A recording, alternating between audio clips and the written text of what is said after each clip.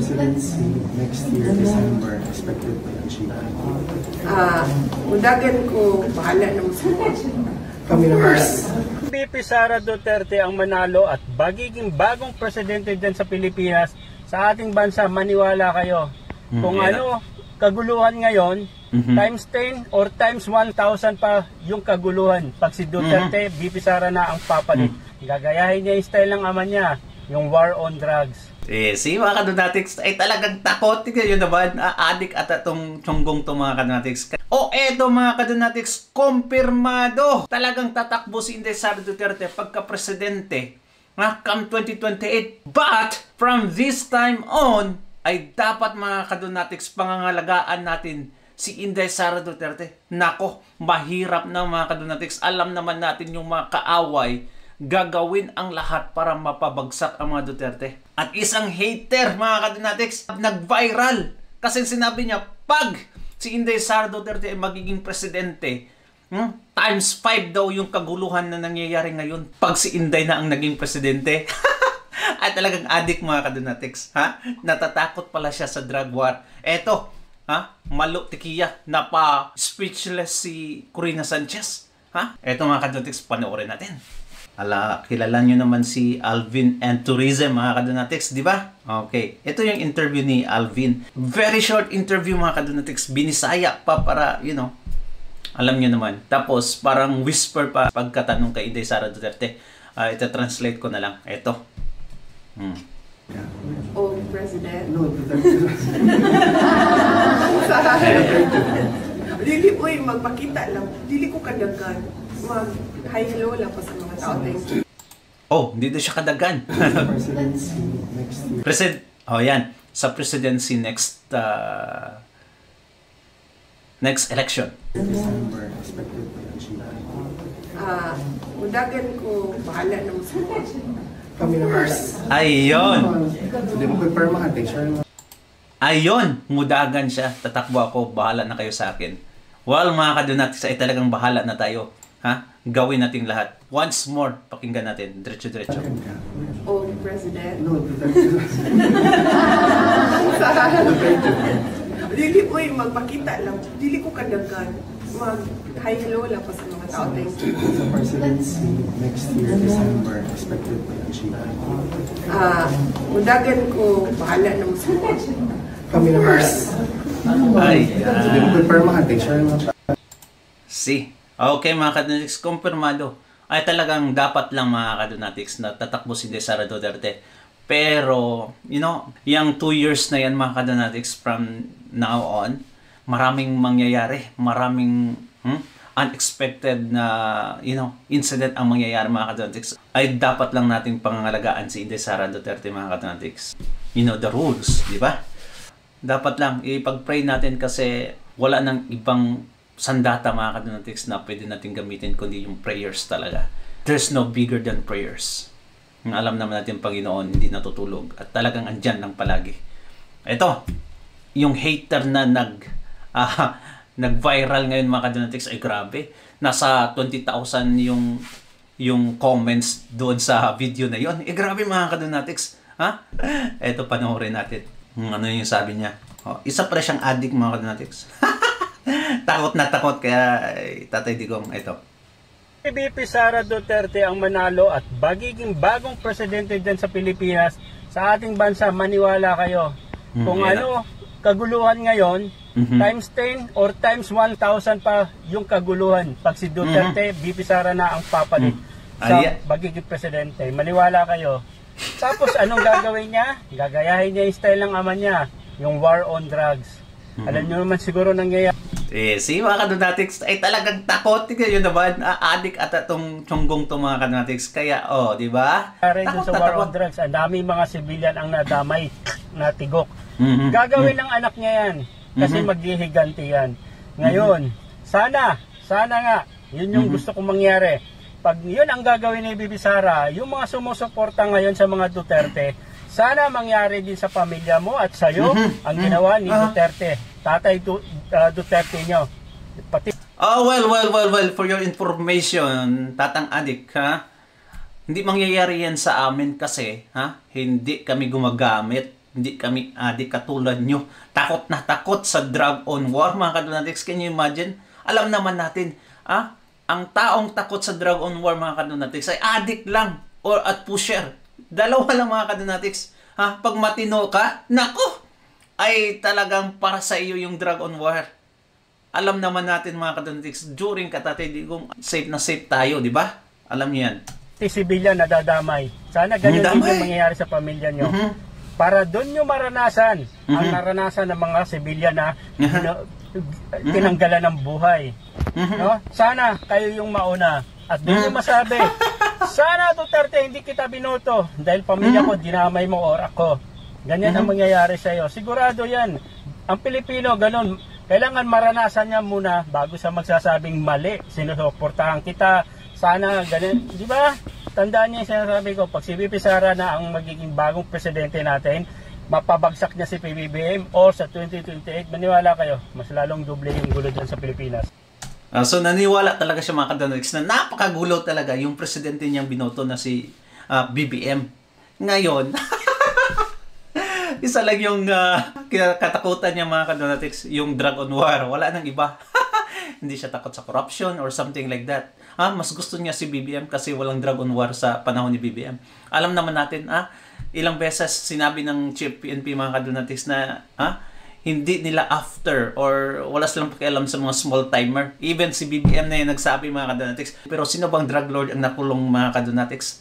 I don't know. Maybe maybe I am lack of information, but wala akong nalaman, mga kadonatics. Pero yung halos mapatay sa Pilipinas ngayon, halos ang responsable sa kaguluhan sa Pilipinas, especially sa krimen, mga kadonatics, ay yung mga small timer.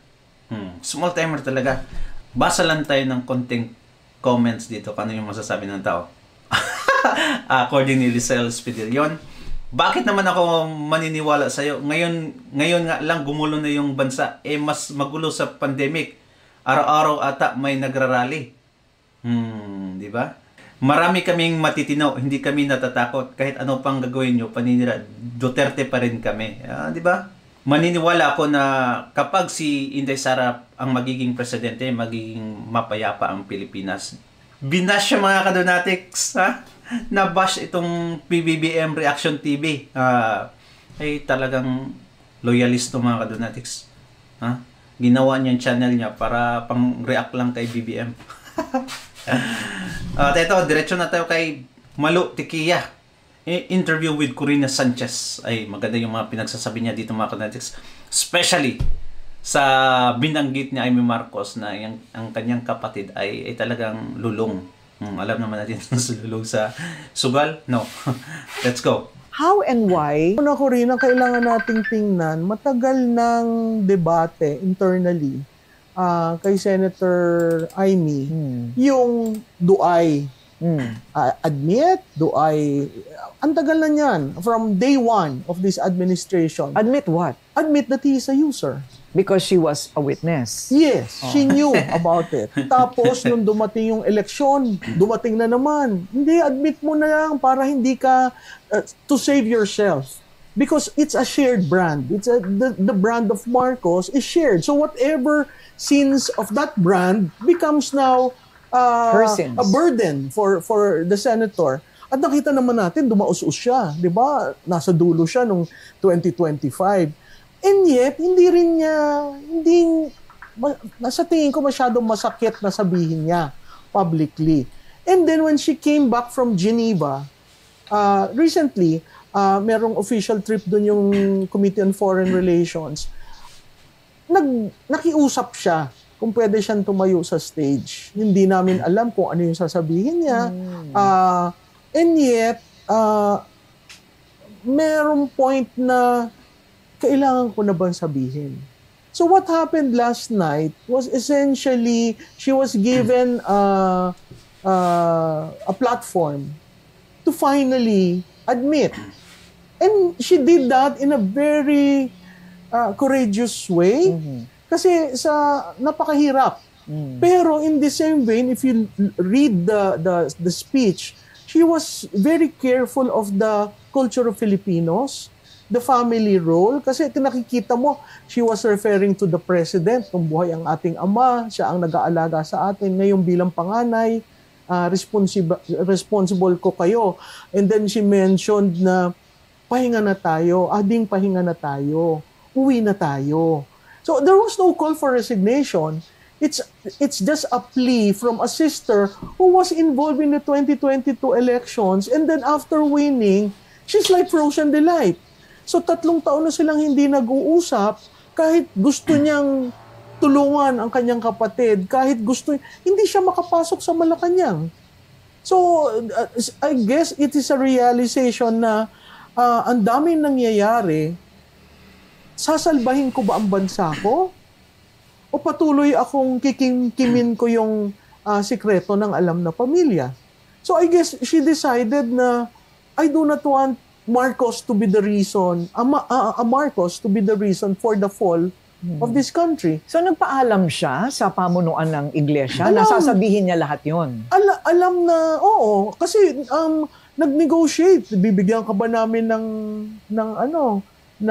panahon, magsalita? Saan ka ilalagay sa programa?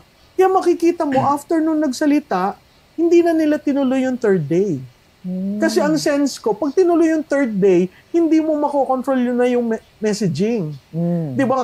Sabi mo nga, malinis, walang resignation, ang placard wala. Sa EDSA, yun nga ang sinasabi, general patronage sa Quirino, sa EDSA, dyan talaga, magbardagulan kayo. Yun yung clear delineation ng dalawang rallies. I see. Okay, so, kumbaga, it was not foreseen that the reaction would be that way to Yes. her pronouncements. Yes. That's why the 3rd day is not happening. Yes. So parang ayaw rin ng gulo Yes. ng iglesia. Clearly, di ba? Yung pamunuan, parang sinabi, sandali lang, anong reaction ng tao? Hindi mo naman, kahit sa survey, kahit sa social listening, hindi mo kaagad madidesisyonan yun eh. Pero nag-decide sila kasi napaka bigat nung sinabi ni Senadora. At nakita naman natin, she had that pained look. Again, you go back to if you have a family member who used drugs, who promised, hindi, magbabago ako, who said, I will stop.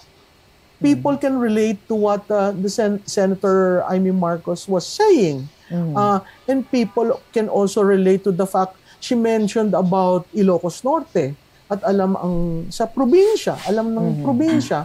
And if you look at the career of Senator Amy, she was following Bongbong Marcos every political stop. And she was cleaning. So when BBM became governor, after nun siya. When BBM became congressman, after nun siya. When BBM became senator, siya. So sabi ko nga sa kanya, ano ka ba talaga? Official na tagalinis? Di ba? May effort na gano'n. Ang sasabihin ng mga opposition to Amy is that she's the least credible because she's always known to be magkagalit sila ng kapatid niya at ng asawa, si First Lady. Tsaka parang matagal na niyang parang binabanggit-banggit yung tungkol sa paggamit ng drugs. So, what does she need to make whatever she wants to happen? Corroboration? Yes. Will she need evidence? Yes. I think there'd be, the corroboration should come because there are friends and certain people with videos showing that, the president actually was doing it. Kasi yun ang kasunod nun. Sa panahon kasi ngayon, ang daling magbanggit ng pangalan, right? And half of these guys are saying, what's the evidence? Where's the trail? Where's the video? Who saw me giving the money? Ganon lahat, diba? So, palagay ko yun ang kasunod sa mga salita. Oo. At saka, Corina, it borders into that provision in the Constitution, Article 7, Section 11, on incapacity.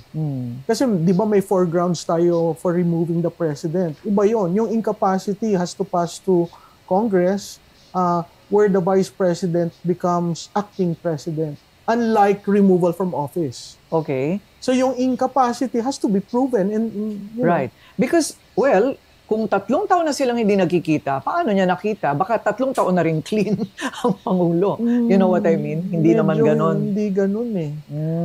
Kaya akala niya, and whenever she sees the brother, parang namamanas, ano nangyayari kay Ading? So yung ganon, yung mga komentaryo niya, minsan pag nakita, bakit ganyan ang boses niya? Ba't nagdudugo ang ngipin? So, there were, and she knew it, but she was keeping quiet, but among a small circle of confidants, parati niyang sinasabi na, naku, gumagamit siguro ito. Well, a hair follicle test would disprove it, right? Di ba, ang tagal na niyan, but again, so ngayon bumabalik. Oy, St. Luke, sandali. Totoo ba yung binigay yung hair follicle? Di ba, they were the ones who did that when he filed for presidency in 2022. So kung sana totoo yun, di maaga pa lang, di ba? So ang daming nagiging problema nitong statement ni Senator Marcos kasi even those who are part of the Duterte group were saying, alam mo pala, ba't kinonvince mo si Sara? I mean, these things will come up. So I guess when she did stand last night, I guess she was conscious of all these things. Oo nga. Well, Saldico, confession. Sabi nila AI, ano ba naman Hindi yun? naman, sobra naman. Kasi, di ba? Ako rin natatawa. Nakita mong kumukunot. Nakita mo. Bakit pag AI ba hindi kumukulot? Hindi. Diretso yan. At saka parang, kasi may voice eh. Ang AI mo, kukunin yung DNA ng voice. Okay. Tapos, ang hirap yung presentation ni, kasi parang it would look, ikaw alam mo ito, it was a long video, right, splice. Ang akin lang, ang ayoko doon, wag mo namang gawing hulugan. Gawin mo ng wakasan para alam natin kung saan babagsak, di ba? Bakit ba sa palagay mo naging 3 parts yon? Parang tinime dito sa mga rallies. Parang ganun ang tingin ko, ha? Kasi kung ibibigay mo yung buong storya mo, ang taong bayan, kasi ang taong bayan alam na kung sino mastermind. Naghahanap lang ng preba. Di ba, parati sasabihin yan, kita mo, tama tayo. Oo, ganun yung mga utaw, in the words of someone, yung mga utaw, ganun. Alam na nila. Kaya, biro mo in 5... Wait lang mga kadonatics. Di ba, sabi ni Claire Castro as AI daw yun mga kadonatics. Tapos nung, wala daw maniniwala kasi AI.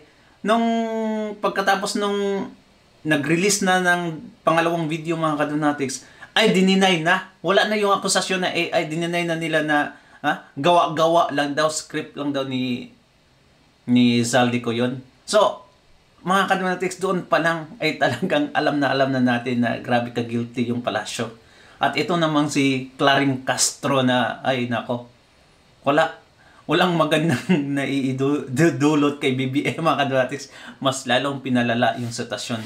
In 5 minutes, after the showing of the video part 1, in 5 minutes, 5 million viewers. Yeah. May mga ugong-ugong na may lalabas daw na malaki. Before this, before Saldico came up. In fact, I sort of predicted in my head, it must be Saldico. Kung malaki ito. Doesn't that mean na matagal na rin siyang tinrabaho ng oposisyon, na abutan siya, kinumbinsi, may concession, anong kapalit ng kanyang pangungumpisal na ganyan? Ay, hindi ko alam kung naabutan siya ng oposisyon. Ang sense ko parang sarili niya kasi lumiliit yung kaya niyang galawan. Di ba makikita mo sa daming OFW dito sa mundo, ilang beses siyang nakuna ng litrato kung nasan siya.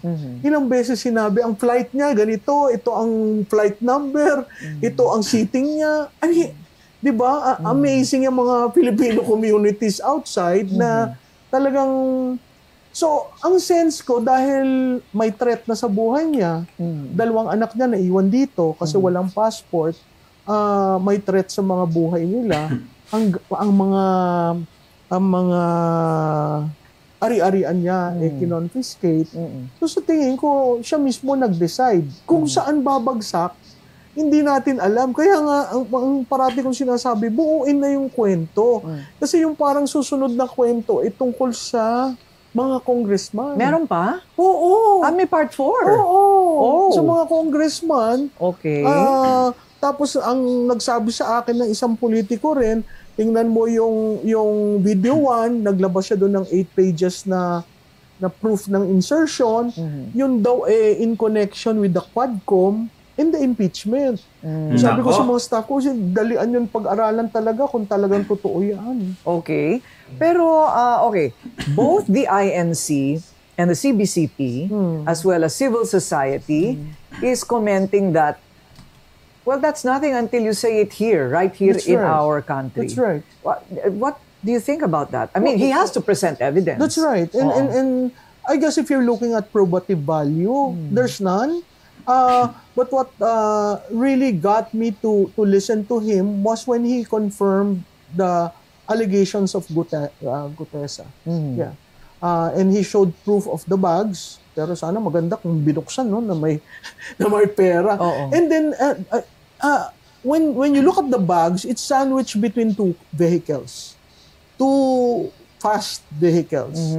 And the talk in the industry, in political industry, was that those bags were placed in a, Ferrari or something and used for delivery.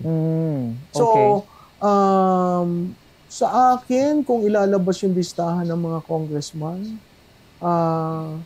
documentary yun eh. Pero kailangan niyang bumalik. Totoo yun. Kasi, Kasi ano kailangan yung ka mag-swear. Unless pumunta siya sa embassy. At mag-oath siya na. So that's an option. Yes. He can go to the Philippine embassy, wherever he is. Yes, and make the oath. And so it could be an affidavit. Yes. Pwede yun? Oo. Okay. Nako, walang alam itong si Corina Sanchez. Anyway, para sa akin ng mga kadonatics, walang sense ang pagbabalik ni Zaldico doon at mag-take oath or kahit saang embassy mga kadonatics. Kasi anong ginawa nila kay Gutesa? Nag-take oath na yun mga kadonatics, pero pinaniniwalaan ba nila yung statement niya? Wala. Ang ginawa nila, inimbestigahan yung mga sinasabi niya. Hindi mga kadonatics, inimbestigahan siya. Instead na iimbestigahan yung mga sinasabi niya mga na nabanggit na mga pangalan mga kadonatics. Nako, ang nangyari ngayon, siya pa yung nadali. Saan na yun si Gutesa mga kadonatics? Wala na, makhang kinidnap na mga kadonatics. Di ba? So, what makes it different mga kadonatics?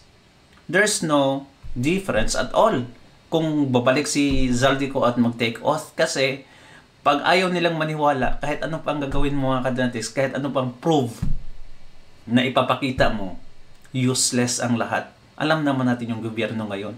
Lahat ng paninira o lahat ng twist mga kadonatics gagawin nila para lang mapatino yung side nila at siraan yung ibang side. Sa tingin ko hindi na babalik. Unless, pero hindi na siya kakasuhan. Well, depende siguro kung anong kasong malalagay sa kanya. Well, he was part of everything, right? Yes. Kinasuhan Okay. na. So that's why naiisip ko, ano kaya ang concession nito? Kaya feeling ko naabutan siya ng oposisyon. Okay, so you also agree he has to come back? Noon pa, ang sabi ko, cancel the passport. Because that's the fastest way to get him require deported. a citizen. Yes. Right, okay. Anyway mga kadonatics, puntahan nyo na lang yung channel ni Corina Sanchez kasi mahaba to. Andun yung full interview with Malu Tiquia. Ano sa tingin nyo mga kadonatics sa interview, short interview ni Alvin Tourism kay Inday Sara Duterte patungkol sa pagka-presidente? Kasi nako, I cannot wait and I know you cannot wait as well mga kadonatics. Ipag-pray lang natin ng kalusugan, her safety mga kadonatics at ng kalusugan ng lahat na nagasuporta kay Sama Duterte at sa mga politicians na matitino mga kadonatics. Thank you so much and God bless you. Ingat palagi. Don't forget to subscribe and like this video. Bye-bye.